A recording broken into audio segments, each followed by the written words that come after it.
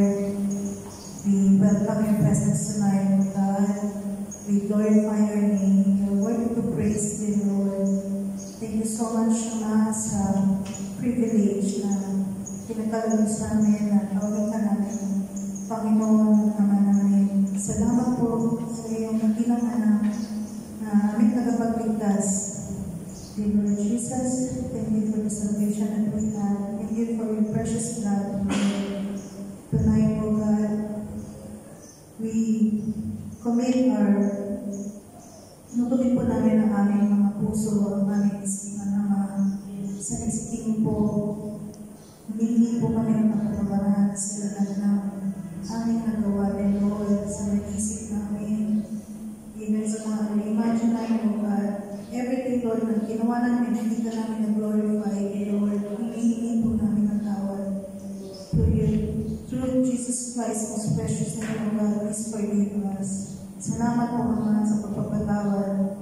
Tonight, O God, thank you for the privilege to worship you and to listen once again to your words. Salamat po, Ama, sa buong linggo na pinagkaloob sa amin, sa patuloy na pagpaparamdam sa amin ng iyong pagmamahal. Thank you for grace and mercy. Dear Lord, we have been to you. Lahat po ng iyong ministry tonight. We are asking for your wisdom and guidance, dear Lord, for our praise and worship team, the scripture reader, dear Lord, the offering and exhortation, most especially, dear Lord God, gagamitin niyo po anak, dear Lord, sa pag-deliver us ng inyong mga salita. Please give us wisdom, itago mo po kami sa likuran ng iyong kaluwalhatian. Thank you, dear Lord, for being who you are. In Jesus' mighty name we pray. Amen.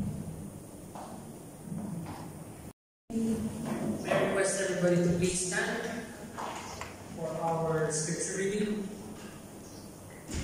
So our scripture reading will be found in the book of Hebrews, chapter 10, verses 32 to 39. Again, Hebrews chapter 10, verses 32 to 39. Remember those early days after you had received the light, when you stood your ground in a great contest in the face of suffering. Sometimes you were publicly exposed to insult and persecution. At the other times, you stood side by side with those who were so treated.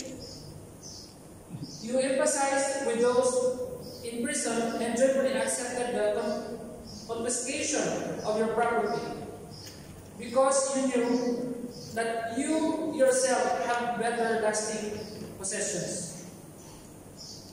So do not throw away your confidence. It will be richly rewarded. You need to persevere so that when you have done the will of God, you will receive what He had promised. For in just a very little while, He who is coming will come and will not delay. But my righteous one will live by faith. And if he shrink back, I will not be pleased with him. But we are not of those who shrink back and destroy, but to those who believe and are saved. That is the word of the Lord. Thank you very much, and we will now be seated.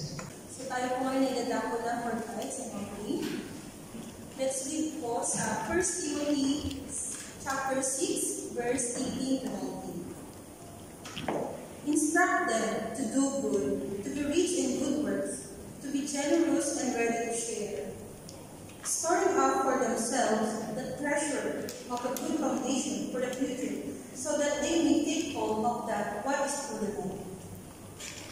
Scripture consistently reminds us that this world is not our home. As Pastor said, the possession is it's a temporary, it's not an eternal one. Instead, we should look to the heavenly blessing and future, not here in the earth, but for the kingdom of God. God wants us to give what we can and what we can give. He knows what is our circumstances. Alam ng Panginoon kung anong pinagdadaanan natin, na kung minsan ito yung natutulog sa atin ng difficulties para magbigay sa Panginoon.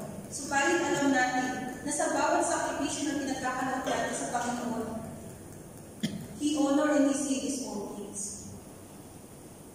And in every gift can produce thanksgiving in our hearts. We should take care to be generous and share what we have para sa Panginoon. Because ano man ang ating iniipon dito sa lupa, alam natin na ito'y magiging, it doesn't matter. It's not really matter for us because we need to be generous para sa tahanan ng Panginoon.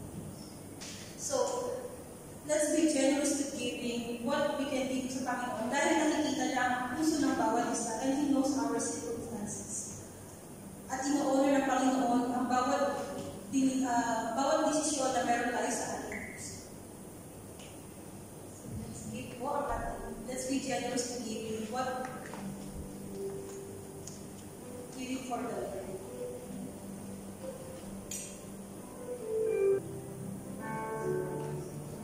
Samahan po ako sa ating panalangin. Aming Diyos na makapangyarihan sa lahat, Ikaw ang Diyos na dakila, Diyos ng mga Diyos at Hari ng mga hari. No one can compare to you, God. At ngayon, Panginoon, kami pinagpapasalamat. Salamat po sa biyaya mo sa aming mga trabaho, sa kalakasan, Panginoon, maging sa biyaya mo sa amin sa araw-araw. Lord, salamat sa mga biyaya mo sa amin, Panginoon, na siyang ginagamit mo upang kami makapagbalik, Panginoon, ang aming kaloob sa iyo. Dalangin na ako namin, Panginoon, na itong mga aming nakolekta, Panginoon, para sa iyo. Gamitin niyo po ito, Ama, para sa iyong kaharian. At gamitin niyo po pagpapala ito, Panginoon, sa mga ministry, sa mga good works, Panginoon, para po sa ikaw. I-glorify na yung pangalan, Panginoon. Ama, salamat, Panginoon, sa biyaya mo sa amin. Bagamat hindi kami karapat